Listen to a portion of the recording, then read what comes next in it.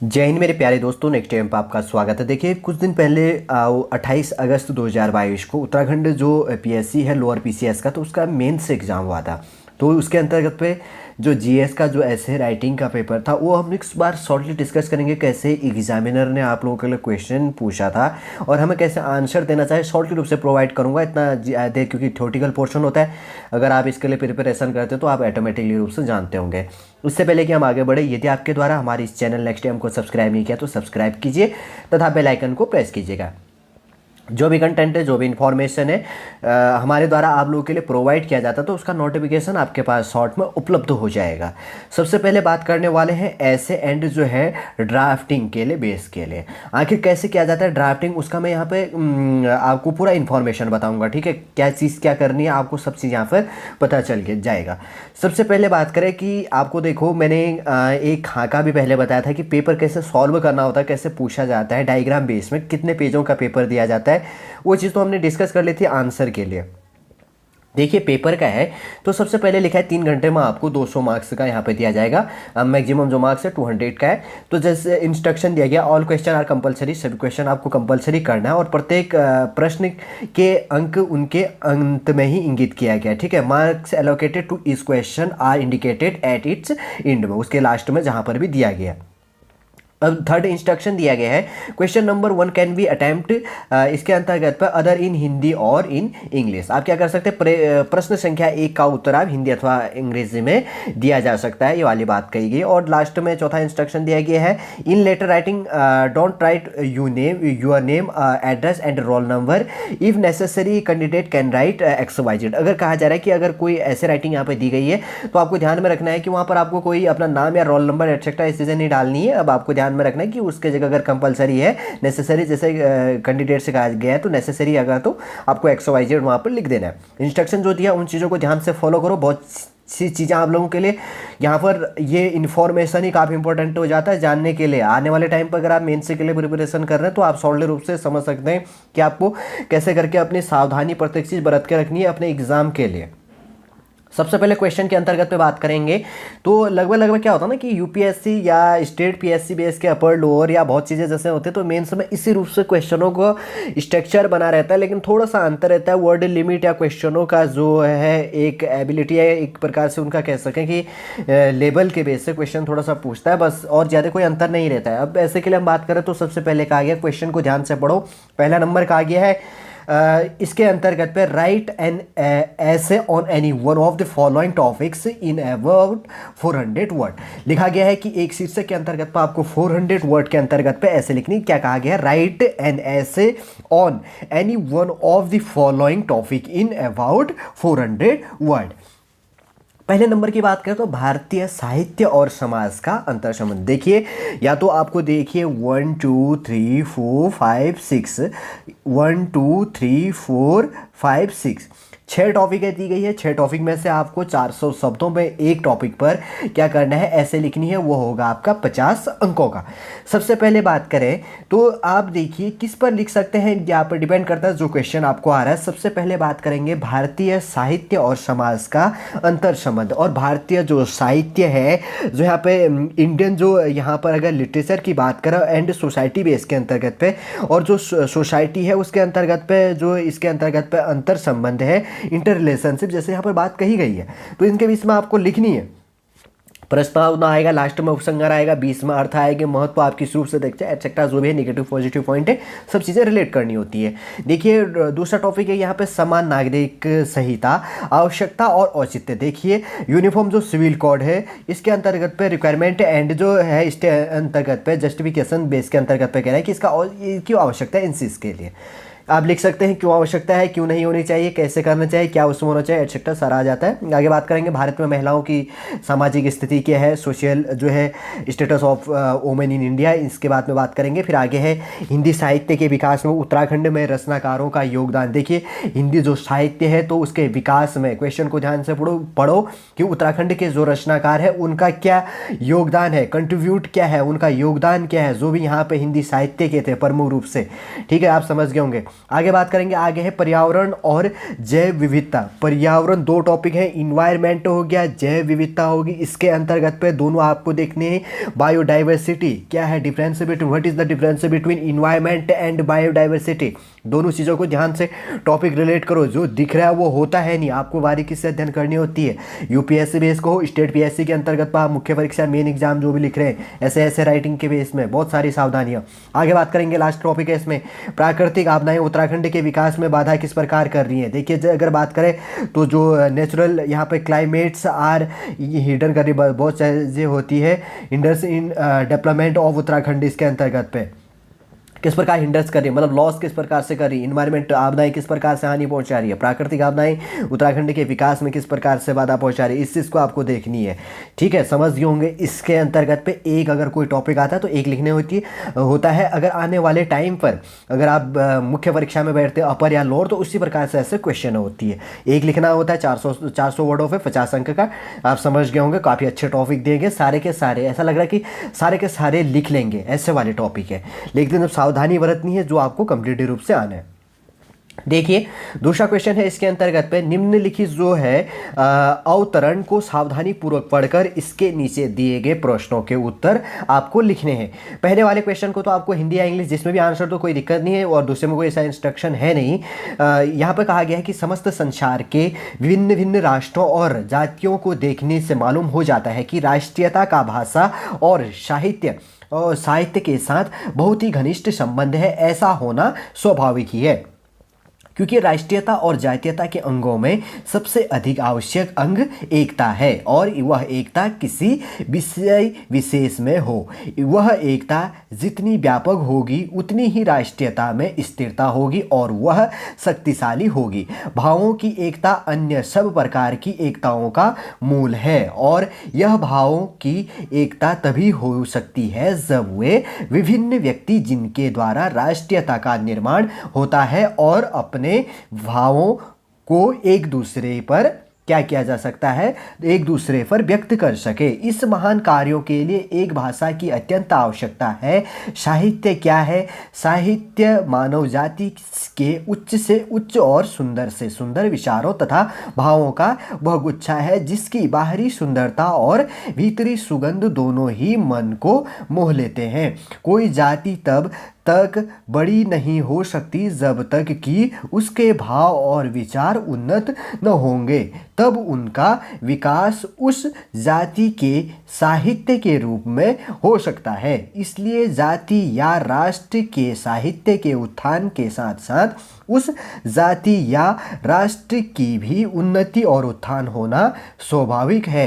इस प्रकार साहित्य की अवनति इस जाति के पतन का अटल और अटूट प्रमाण है। भारत के इतिहास को लीजिए, महाभारत, रामायण और उपनिषद ऐसे समय में लिखे गए थे जब यह देश बहुत उन्नत था। वह कल्पना असंभव नहीं तो दुष्कर अवश्य है कि ऐसे ग्रंथ रत्न किसी असभ्य बर्बर जाति के आचार्यों द्वारा लिखे गए हों। जब बौद्धों का राज्य भारत में एक छोर से दूसरे छोर तक फैल गया और उनका प्रभुत्व तथा गौरव भारतवर्ष के बाहर भी पहुंच गया, तो पाली साहित्य की उन्नति भी उस साम्राज्य की उन्नति के साथ बढ़ती गई। मतलब गद्यावरण जो है लगभग 300 शब्दों का है, इनके द्वारा कहा गया है, और इसके अंतर्गत पर क्वेश्चन क्या पूछी गई है वो हम यहाँ पर डिस्कस कर लेते हैं। देखिए यहाँ पर जैसे कि बात करें तो उपयुक्त गद्यांश का क्या है, सबसे पहले पूछा गया है कि उचित शीर्षक क्या है, एक क्वेश्चन यहाँ पर पूछी गई है। फिर उसके बाद में बात करी गई है गद्यांश का सारांश लगभग 1/3 शब्दों में लिखिए। आपको क्या करना है, गद्यांश का जो सार है 1/3 शब्दों पर लिखनी है। 5 अंकों का है और यहाँ पर 30 अंकों का है, तो जो ये 5 अंकों का है गद्यांश का जो सार होगा 10 अंकों का होगा, 10 शब्दों में लिखनी है, याद रखना, उससे ज़्यादा नहीं लिखनी है। और उसके गद्यांश का जो सार है लगभग 1/3 बेस मतलब 100 शब्दों के आसपास में लिखनी है, तो 30 अंकों का है। इस चीज़ का भी आपको ध्यान में रखनी है। देखिए थर्ड क्वेश्चन है इसके अंतर्गत पर, निम्नलिखित रेखांकित गद्यांशों की व्याख्या कीजिए। निम्नलिखित गद्यांशों की जो क्या है रेखांकित, उसकी क्या करनी है, व्याख्या करनी है। देखो गद्यांशों के अंतर्गत पर भी रेखांकित किया गया है, आप देख रहे होंगे। जैसे पहला है अंशों की व्याख्या करनी है। राष्ट्रीयता का भाषा और साहित्य के साथ बहुत ही घनिष्ठ संबंध है। अब आप इसको व्याख्या करो, किस रूप से कर सकते हैं? 5 अंकों का 50 शब्दों में। मतलब राष्ट्रीयता का भाषा और साहित्य के साथ बहुत ही क्या है, घनिष्ठ संबंध है। दूसरा है इसी के अंतर्गत पर राष्ट्रीयता और जातीयता के अंगों में सबसे अधिक आवश्यक अंग एकता है। अधिकतम 50 शब्दों का लिखना है, 5 अंकों का। ए भी है। सी की बात करें तो साहित्य की अवनति उस जाति के पतन का अटल और अटूट प्रमाण है। ये भी है 50 शब्दों में, 5 अंकों का लिखना है। इसको समझना है, ध्यानपूर्वक आपको इसकी व्याख्या करनी है। देखिए परिपत्र इसके अंतर्गत पे, परिपत्र का देखिए मैं स्क्रीन पर डाल दूंगा। इसका परिपत्र जो है ये है, स्क्रीन पर देख रहे होंगे जैसे कि आप, कि परिपत्र से क्या तात्पर्य, इस प्रकार से आपको लिखना होता है, मतलब पत्र रूप। एक परिपत्र, जैसे कि यहाँ पर कहा गया है, स्क्रीन पर आप देख रहे होंगे, परिपत्र से क्या तात्पर्य है। एक परिपत्र ऐसा कीजिए जिसमें मुख्य सचिव उत्तराखंड शासक की ओर से राज्य के सभी जिलाधिकारियों एवं पुलिस अधीक्षकों को निर्देश दिया जाए कि त्योहारों के अवसर पर विशेष सतर्कता बरती जाए ताकि असामाजिक तत्व शांति व्यवस्था भंग न कर सके। दोबारा क्वेश्चन पढ़ना, समझ जाओगे आसान से। परिपत्र मैंने स्क्रीन पर डाल दिया, यहाँ पर देखिए आप परिपत्र कैसे लिखा जाता है। इस रूप से आपको परिपत्र लिखनी होती है। परिपत्र का खाका डाल दिया शॉर्ट रूप से। परिपत्र से क्या तात्पर्य है, एक परिपत्र तैयार कीजिए जिसमें मुख्य सचिव उत्तराखंड शासन की ओर से राज्य के सभी जिलाधिकारियों एवं पुलिस अधीक्षकों को निर्देश दिया जाए कि त्योहारों के अवसर पर विशेष सतर्कता बरती जाए ताकि असामाजिक तत्व शांति व्यवस्था भंग न कर सके। 300 शब्दों में लिखना है, 50 अंकों का यहाँ पर हो गया। ठीक है, ये समझ के अब देखो गद्य और पद्यांश का जो यहाँ पर प्रस्तुत दिया गया है, इसको भी आपको सॉल्व करनी है। देखिए कैसे करना है, इस चीज़ को ध्यान से पढ़ना। जो यहाँ पर लिखा गया है कि क्या कहा गया है, पहले गद्यांश को पढ़ लेते हैं। यहाँ पर क्या कह रहे हैं, फिर इंग्लिश ट्रांसलेट भी देख लेते हैं एक बार।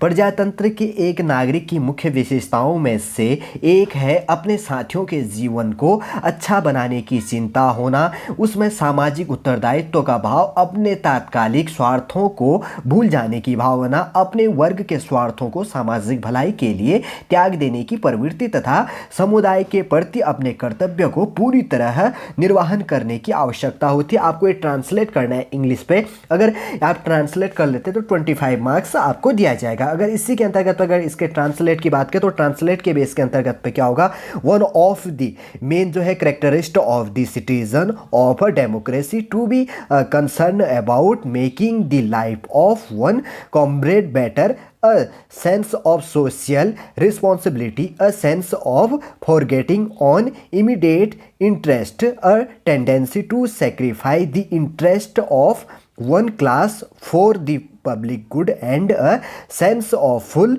इसके अंतर्गत पे discharging one duty toward the community needs. इसका क्या होगा, इंग्लिश में ट्रांसलेट होगा। स्क्रीन पर आपको ये दिख रहा होगा, आप समझ गए होंगे इस गद्यांश का इंग्लिश ट्रांसलेट। 25 नंबर दिए जाएंगे अगर आप इसका सही लिखते हैं।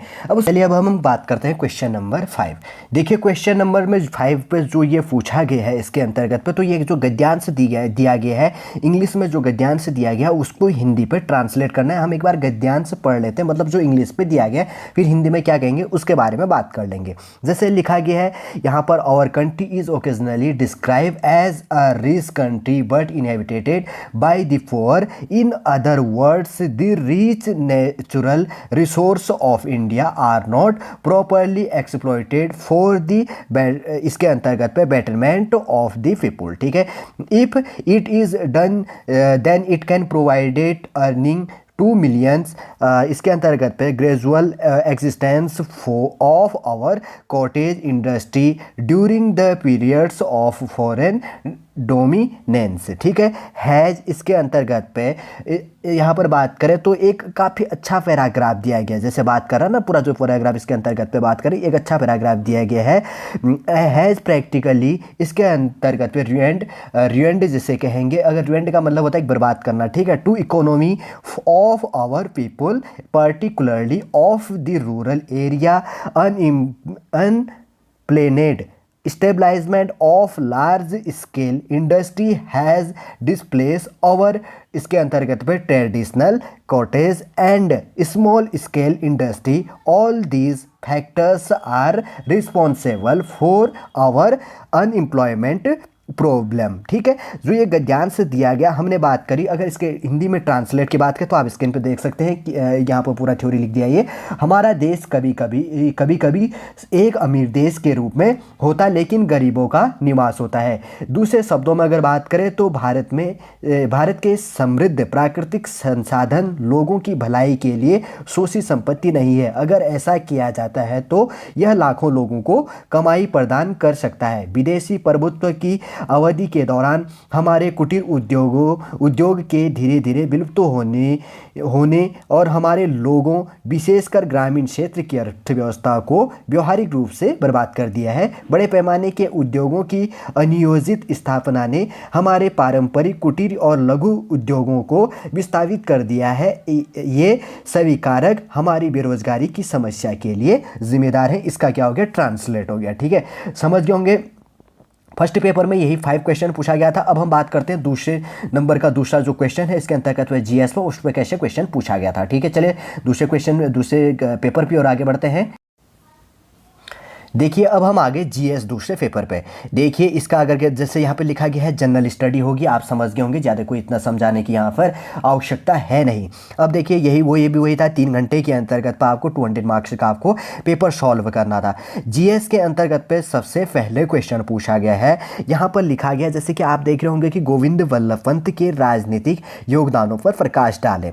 ठीक है, जैसे लिखा गया थ्रो लाइट ऑन दी, यहाँ पे पॉलिटिकल जो है कंट्रीब्यूशन ऑफ गोविंद वल्लभ पंत, 100 शब्दों पे यहाँ पे लिखनी है, 10 अंकों का यहाँ पर लिखना होगा। जैसे गोविंद वल्लभ पंत के राजनीतिक योगदानों पर प्रकाश डालिए। देखिए उत्तराखंड के पहले व्यक्ति थे, 1957 में इनको क्या दिया गया था, भारत रत्न प्रदान किया गया था। ऐसे पहले उत्तराखंड के व्यक्ति थे गोविंद वल्लभ पंत, जैसे कि आप जानते होंगे। और क्या है, यूपी के पहले मुख्यमंत्री, क्योंकि पहले 2 नवंबर 2000 को तो उत्तरांचल का गठन किया गया, उससे पहले तो क्या था, उत्तराखंड भी उत्तर प्रदेश का हिस्सा था, इसलिए एटसेट्रा बहुत चीज़ें हैं, टॉपिक आप समझते हैं। अब बात करेंगे उसके बाद में, जैसे यहाँ पर लिखनी है निम्नलिखित पर संक्षिप्त टिप्पणी। देखिए पंडित गंगादत्त उप्रेती जी के बारे में लिखनी है। 2.5 मार्क्स का यहाँ पे प्रत्येक शब्द को आपको 225 वर्ड पे लिखना है।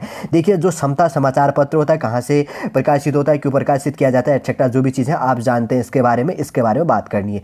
देखिए कैथरीन मैरी हेलिमन जो है, इनके अंतर्गत पे इनके बारे में पूरा क्या है डिस्कस करनी है, 2.5 मार्क्स का। इसके द्वारा सरला बहन जो कैथरीन हेलिमर मैरी हेलिमर कहा जाता था, उनके बारे में पूरा टॉपिक हो गया। त्रिपिटक हो गया, इसके अंतर्गत पे ये भी क्या हो गया, 2.5 मार्क्स का यहाँ पर हो गया। टोटल इसके अंतर्गत पे कितनी लिखनी है, 25 वर्ड लिखनी है, 10 मार्क्स का हो गया। टोटल 100 वर्ड यहाँ पर बन जा रहा है 25-25 करके। अब देखिए 3rd नंबर का जो क्वेश्चन यहाँ पर पूछा गया है जीएस के बेस के अंतर्गत पे, तो यहाँ पर लिखा गया है कि शहरी नियोजन में भौगोलिक सूचना प्रणाली जीआईएस, ठीक है, जियोग्राफिकल इंफॉर्मेशन सिस्टम जीआईएस जिसको कहा जाता है, के उपयोग पर संक्षिप्त टिप्पणी लिखनी है। 100 वर्डों पर आपको लिखना था, यहाँ पर 10 अंक यहाँ पर दिए जाने हैं। ठीक है, समझ गए होंगे। अब आगे बात करते हैं, यहाँ पर एक चीज़ है nano technology. What is the nano technology, और भारत में फसल उत्पादन हेतु यह कैसे लाभदायक है, how is the beneficial for crop production in India. इसके बारे में लिखनी, ये भी 10 मार्क्स का है और 100 वर्ड आपको इसके अंतर्गत पे लिखना था। अब देखिए यहाँ पर है 5 नंबर का निम्नलिखित पर संक्षिप्त टिप्पणी देनी, आपको संक्षिप्त पे लिखना है। देखिए उत्तराखंड के सीमावर्ती जिलों से भारत तिब्बत का व्यापार। देखिए उत्तराखंड के जो सीमावर्ती जिले हैं, जैसे उत्तरकाशी हो गया, पिथौरागढ़ हो गया, चमोली, ये उत्तराखंड जो बॉर्डर सीमा पर लगते हैं, तो इनका ट्रेड संबंधी बेस के अंतर्गत आपको डिस्कस करना। अब देखिए इसको उत्तराखंड जो ये है स्वर्ण जयंती ग्राम स्वरोजगार योजना, इसके बारे में बात करना था। इसको अगर शुरू करने की बात करें तो क्या किया गया था, लगभग 1999 के आसपास में ग्रामीण जो है ये योजना को शुरू करी गई थी। ठीक है, और अप्रैल में शुरू किया गया था, एटसेट्रा हम बात करेंगे, आप लिख सकते हैं अगर जानते हैं इसके बारे में। ज़्यादा टॉपिक अगर कभी आया तो डीपली बात करेंगे। अब इसके अंतर्गत की बात करें तो उत्तराखंड के सकल राज्य घरेलू उत्पाद जीएसपीडी के पीआईडी में विभिन्न क्षेत्रों में योगदान को आपको डिस्कस करनी है। जैसे यहाँ पर बात करी गई है, किसके लिए बात किया गया है, कंट्रीब्यूशन ऑफ वेरियस जो है सेक्टर इन ग्रॉस स्टेट जो है डोमेस्टिक प्रोडक्ट जीएसडीपी। इसको ध्यान से, अगर आपको हिंदी में कंफ्यूजन लग रहा है ना, आप इंग्लिश में क्वेश्चन पढ़ो तो आपको बहुत चीज़ें पता चल जाएगी। जीएसडीपी का फुल फॉर्म आपको पता चल गया, ग्रॉस स्टेट डोमेस्टिक प्रोडक्ट जो है इसका फुल फॉर्म होता है। उसके बारे में हमें क्या करनी है, यहाँ पर डिस्कस करनी है। 2.5 मार्क्स का ये भी दिया गया था। आगे बात बात करें रन ऑफ द रिवर तकनीकी, आखिर रन ऑफ द रिवर तकनीकी का मतलब क्या होता है कि जो धारा होती है ना, डैम बना के क्या करते हैं, बिजली उत्पादन, धारा प्रवाहित करके बिजली प्रवाहित की जाती है। लेकिन इसका मतलब क्या होता है कि रन ऑफ द रिवर तकनीक का मतलब होता है धारा को रोके बिना ही क्या करना है, किसी को चीज़ को, बिजली को उत्पादन करना है, बिजली को बनाना। इस तकनीकी टेक्नोलॉजी में बता देता हूँ सॉल्टी, इस टेक्नोलॉजी के अंतर्गत पे क्या किया जाता है कि पानी को इकट्ठा नहीं किया जाता है, डैम नहीं बनाया जाता और बहते पानी पर ही क्या किया जाता है, जो बहता हुआ पानी होता है उसको टरबाइन से डायरेक्टली रूप से गुजारा जाता है और बिजली पैदा किया जाता है। जैसे आप देखते होंगे कहीं घराटे होती, नदी किनारे बने होते, उसी रूप से कह सकते हैं। लेकिन उससे तो गेहूं पिसवाने, अनाज पिसवाने का काम किया जाता है, लेकिन अगर उसको बड़े स्केल पे काम किया जाए तो उसको बिजली उत्पादन किया जा सकता है, जिसको रन ऑफ दी रिवर कहा जाता है। ठीक है, समझ गए होंगे सॉल्टी रूप से। आगे बात करेंगे उसके बाद में 5 नंबर हो गया। 6 नंबर की बात करें तो कार्बन क्रेडिट, इन्वायरमेंटल बेस में बहुत सारे क्वेश्चन है, एग्जामिनर रिलेट करता है, हमेशा कोई ना कोई क्वेश्चन होता है। देखिए यहाँ पे कार्बन क्रेडिट की संकल्पना पर आपको क्या करनी है, टिप्पणी लिखनी है। 100 मार्क्स का यहाँ पे 10 अंक किया, सॉरी 100 वर्ड में लिखने 10 मार्क्स का यहाँ पे दिया गया है, आप समझते हैं। 7 नंबर का क्वेश्चन है उत्तराखंड की धरातलीय दशा एवं नदी प्रणाली का विवेचन कीजिए। जो गंगा नदी आ रही है या एटसेट्रा जो भी है, भागीरथी, यमुना, काली, गौरी, जो भी है, जो भी यहाँ पर आता है, तो उनका एक छोटा सा समरी बना के आपको लिख देनी। उत्तराखंड के धरातलीय दशा एवं नदी प्रणाली का विवेचन, किस प्रकार से प्रॉफिट दे रहे, किस प्रकार हानि है, या किस प्रकार से दशा सामना करना पड़ता है, या क्या चीज़ करना चाहिए, एटसेट्रा बहुत चीज़ें, काफ़ी अच्छे टॉपिक दिएंगे ये लोअर पीसीएस बेस के अंतर्गत पे। उत्तराखंड 2022 के सारे क्वेश्चन आने वाले क्वेश्चन है। अगर आपने ढंग से पढ़ा है तो आपको कोई ज़्यादा मेहनत करने की आवश्यकता नहीं। ये पेपर देख के ऐसा लगता है कि आपने अगर 6 महीने प्रिपरेशन करी है तो आपका आराम से एग्जाम क्वालिफाई हो जाएगा, इसका भी मेंस में। 8वें नंबर की बात करें, निम्नलिखित पर संक्षिप्त टिप्पणी लिखनी है। देखिए संक्षिप्त लिखना आपको, भारत ने हाल ही में ग्लोबल इनोवेशन पार्टनरशिप समझौता किस देश के साथ हस्ताक्षरित किया है और इसके मुख्य प्रावधान क्या है, उसके बारे में लिखनी है। देखिए उसके बाद में इसके अंतर्गत पे G20 क्या है, G20 समूह, ग्रुप ऑफ 20, G20 के बारे में इकोनॉमिक्स का टॉपिक है, कभी मैं डीपली ले जाऊंगा। यहाँ पे समूह का आपको क्या करनी है, यूरोपियन यूनियन और प्लस क्या है, अदर कंट्रीज के अंतर्गत पे इंक्लूड है, और इनके बारे में क्या करनी है, 19 देश हैं और यूरोपियन यूनियन की कंट्री पूरी। ठीक है, तो उसको G20 कहा जाता है। उसके बारे में 2.5 इसके अंतर्गत में लिखनी है। देखिए भारत का पड़ोसी देश बांग्लादेश है, बांग्लादेश के बारे में हाल ही का करंट अफेयर इंक्लूड कर दिया। वर्तमान में श्रीलंका के आर्थिक और राजनीतिक संकट का संक्षेप में आपको क्या करनी है, वर्णन करना है। क्या करना है, वर्तमान में श्रीलंका के आर्थिक और राजनीतिक संकट का संक्षेप में वर्णन करना है। देखिए करंट अफेयर बेस हो गया। देखिए अब चौथे नंबर का यहाँ पे थॉमस कप 2022 में भारत की बैडमिंटन टीम के प्रदर्शन पर आपको क्या करनी है, टिप्पणी करनी है, स्पोर्ट्स बेस के अंतर्गत पे। ऐसा क्वेश्चन पूछ दिया 2.5 पे 25 वर्ड लिखनी है, काफ़ी अच्छा है। अगर आप G20 गेस के अंतर्गत पे आप लिख देते हैं कि ये प्लस ये है और उसके बाद में देशों के नाम लिख देते हैं तो आपको डायरेक्ट नंबर दे देंगे। थॉमस कब शुरू किया गया, ये चीज़, कुछ चीज़ें और इंक्लूड कर देते हैं, शॉर्ट रूप से लिख सकते हैं तो एग्जामिनर आपको मार्क्स देता है। कम अक्षरों पर अच्छा परिभाषित आपको करना है। 9 नंबर हो गया, वैश्विक खाद्य संकट और इसके निवारण की यहाँ पर बात करी गई है। वैश्विक खाद्य संकट और इसके निवारण पर निबंध लिखिए। ठीक है, global food crisis and it's solution, उसका समाधान क्या होगा, उस चीज़ को बात करनी है। राइट एंड ऐसे ऑन इसके अंतर्गत हो गया। चलो ये समझ गए होंगे। आगे 10 नंबर की बात करें तो निम्नलिखित पर संक्षिप्त आपको टिप्पणी लिखनी है। उत्तराखंड सरकार द्वारा महिलाओं के लिए उत्तराखंड जमींदारी उन्मूलन तथा भूमि सुधार अधिनियम में किए गए परिवर्तनों का संक्षेप में वर्णन कीजिए। उत्तराखंड सरकार द्वारा महिलाओं के लिए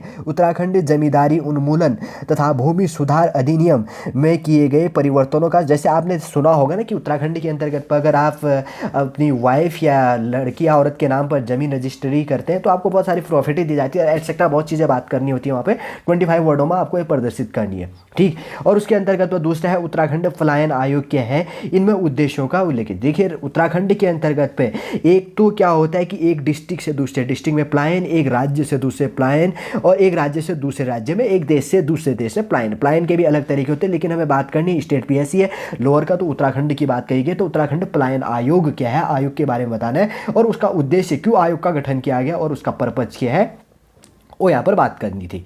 और यहाँ पर दिया गया भारत के संविधान की प्रस्तावना में निहित आदर्शों का उल्लेख की। जो भी भारतीय इंडियन कॉन्स्टिट्यूशन के बेस के अंतर्गत पे जो प्रस्तावना में निहित आदर्शों को दिया गया कि हमारे आदर्श क्या होने चाहिए, उनका उल्लेख करना है। यहाँ पर काफ़ी अच्छा क्वेश्चन है सारे के सारे। आकांक्षी जिला कार्यक्रम क्या है तथा इसका उद्देश्य क्या है। देखिए आकांक्षी जो जिला कार्यक्रम था, आखिर इसका पर्पज़ क्या था और इसका उद्देश्य क्या है, उसको भी 2.5 मार्क्स का था, 25 वर्डों पर आपको लिखनी थी।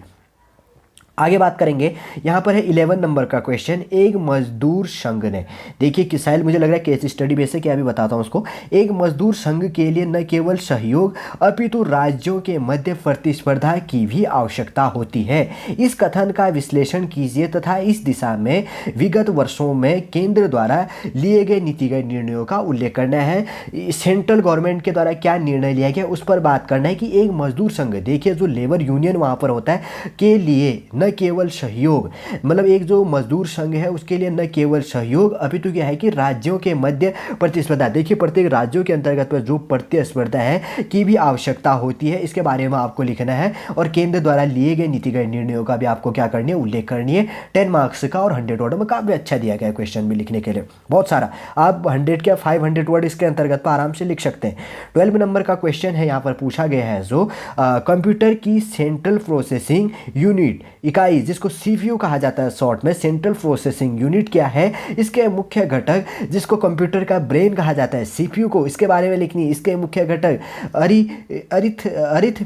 अर्थमेटिक सॉरी यहाँ पर थोड़ा सा टाइपिंग है, अर्थमेटिक लॉजिक यूनिट, ठीक है, जिसको क्या कहा जाता है, अर्थमेटिक लॉजिक यूनिट ALU कहा जाता है, तथा कंट्रोल प्लस यूनिट भी कहा जाता है, सीपीयू जिसको कहा जाता है यहाँ पे, इसके अंतर्गत पे सॉरी सीपीयू को क्या कहा जाता है, कंप्यूटर का दिमाग कहा जाता है। तो सेंट्रल प्रोसेसिंग जो यूनिट इसके अंतर्गत पे है, तो इसके बारे में उपयुक्त ब्लॉक का डायग्राम के द्वारा आपको क्या करने, चित्र बना के आपको समझाने, कंप्यूटर का आप सीपीयू का या ऐसी जो सेंट्रल प्रोसेसिंग इकाई के है, जैसे यहाँ देखिएगा कंट्रोल यूनिट हो गया और सेंट्रल प्रोसेसिंग यूनिट सीपीयू जिसको कहा जाता है, जिसको कंप्यूटर का ब्रेन कहा जाता है। तो उसके बाद में कंट्रोल यूनिट का क्या काम है उसके बारे में आपको बात करनी है, ठीक है। अर्थमेटिक लॉजिक ALU जिसको कहा जाता है और कंट्रोल यूनिट जिसको क्या कहा जाता है, CU कहा जाता है, इसके बारे में आपको बात करनी है, डायग्राम समेत प्रदर्शित करवाना आपको। 30 नंबर का क्वेश्चन है, सामुदायिक विकास कार्यक्रम CDP के विफलता ने भारत में पंचवर्षीय राज्य व्यवस्था के लिए मार्ग प्रशस्त किया है। इस कथन की संक्षेप में व्याख्या कीजिए तथा भारत में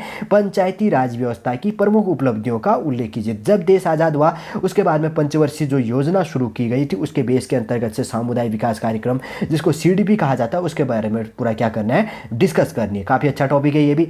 40 नंबर के क्वेश्चन की बात करें, शिक्षा का अधिकार अधिनियम के क्रियान्वयन में प्रमुख चुनौतियां क्या है, उन्हें दूर करने के उपाय सुझाइए। सबसे पहले क्वेश्चन को ध्यानपूर्वक समझिए, एग्जामिनर क्या कह रहा है। एग्जामिनर ने पूछा शिक्षा का अधिकार अधिनियम के क्रियान्वयन में प्रमुख चुनौतियां क्या है, उनके उसको दूर करने के आपको सुझाव देने थे यहाँ पर, ठीक है। काफ़ी अच्छा है भी, पॉलिटिकल साइंस से रिलेट हो गया।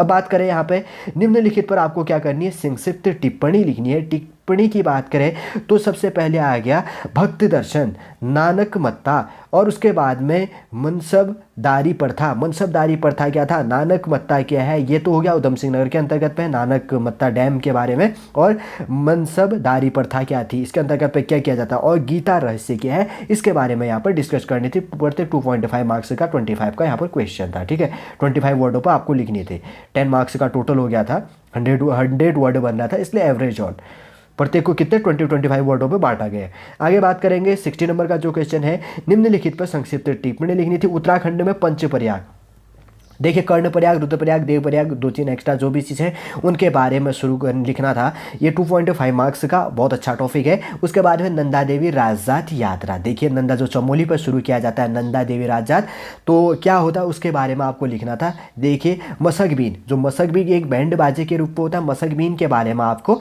लिखनी। उसके बाद में आगे है नालंदा, देखिए नालंदा के बारे में आपको क्या करनी थी, यहाँ पर डिस्कस करना था, ठीक है। सारे के सारे टॉपिक बहुत अच्छे हैं। मैं कह रहा हूँ ना कि अगर आपने 6 महीने अगर अच्छा प्रिपरेशन रखा तो आपका एग्जाम आराम से क्वालिफाई हो जाएगा।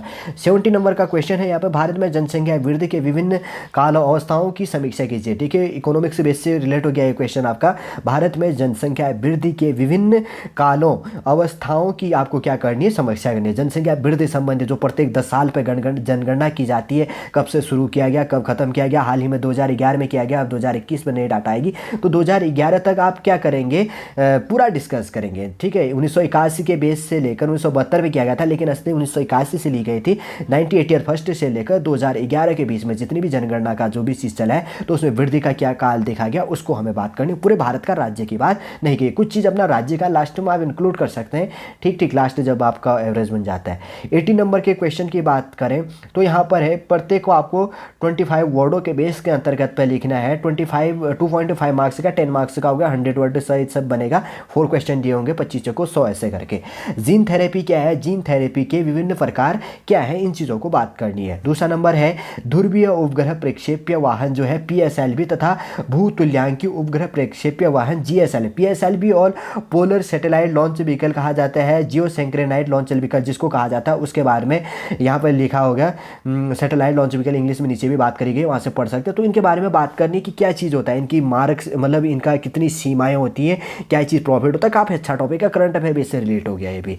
जुताई शून्य कृषि को परिभाषित, मतलब जुताई शून्य कृषि को परिभाषित कीजिए। जुताई शून्यता के क्या लाभ होते हैं, क्या इन चीज़ों के लिए बात की जाती है, जुताई खेती क्या चीज़ है, वो चीज़ यहाँ पर डिस्कस करनी है। ये चीज़ भी अच्छा टॉपिक है। आगे है उसके बारे में जैव कीटनाशकों को उदाहरणों सहित क्या करना, आपको परिभाषित करनी है। जीव कीटनाशकों को उदाहरण सहित आपको परिभाषित कीजिए, यहाँ पर बात करी गई है। 2.5 मार्क्स का आपको यहाँ पर देना है, 80 नंबर का हो गया। ठीक है, अब बात करते हैं 19 नंबर का जो है। 19वें नंबर का जो क्वेश्चन पूछा गया था, तो निम्नलिखित पर क्या करनी है, आपको संक्षिप्त टिप्पणी लिखनी है। वही 4 टॉपिक होंगे। 25 इसके अंतर्गत पे क्या है, वर्ड पर क्वेश्चन का आंसर लिखना है और 2.5 मार्क्स का हो गया, 10 मार्क्स टोटल हो गया। अगर बात करें तो 19 नंबर का उत्तराखंड में प्रमुख कृषि फसलें, देखिए कितना अच्छा क्वेश्चन रिलेट किया। उत्तराखंड के जो प्रमुख कृषि फसलें उसके बारे में लिखनी है। और दूसरा क्वेश्चन है यहाँ पे भारत के वनों के प्रमुख प्रकार बताए। देखिए उष्णकटिबंधीय, उष्ण पर्णपाती या शीत शीतोष्ण एटसेट्रा जो भी चीज़ होते हैं 5-6 प्रकार के, उनके बारे में यहाँ पर डिस्कस कर देना। नाम लिखोगे, थोड़ा थोड़ा लिख दोगे तो 25 वर्ड आराम से बन जाएगा, कोई दिक्कत नहीं। 3rd नंबर का है पर्यटन से आप क्या समझते हैं। भारत में किन्हीं 6 स्वास्थ्य पर्यटन स्थलों को आपको क्या करनी है, यहाँ पर विशेषता आपको यहाँ पर बतानी है। काफ़ी अच्छा टॉपिक हो गया।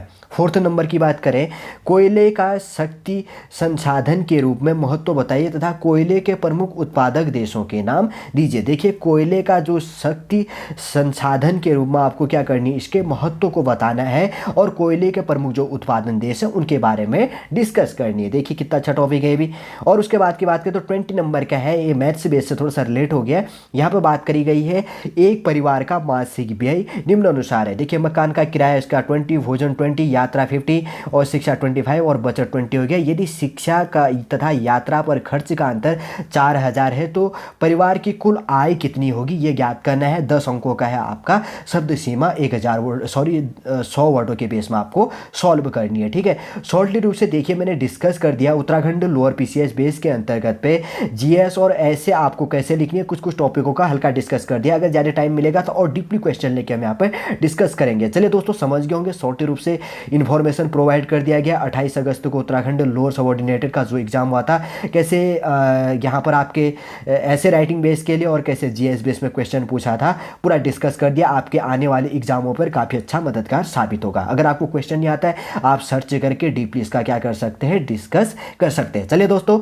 आज का ये इन्फॉर्मेशन, ये क्वेश्चन पेपर सॉल्व संबंधी इन्फॉर्मेशन यहीं पर समाप्त करते हैं। अगर कोई नेक्स्ट क्लास पर अगर गवर्नमेंट जॉब संबंधी या क्लास संबंधी होगा तो उस पर हम आपसे मिलेंगे। जय हिंद, जय भारत।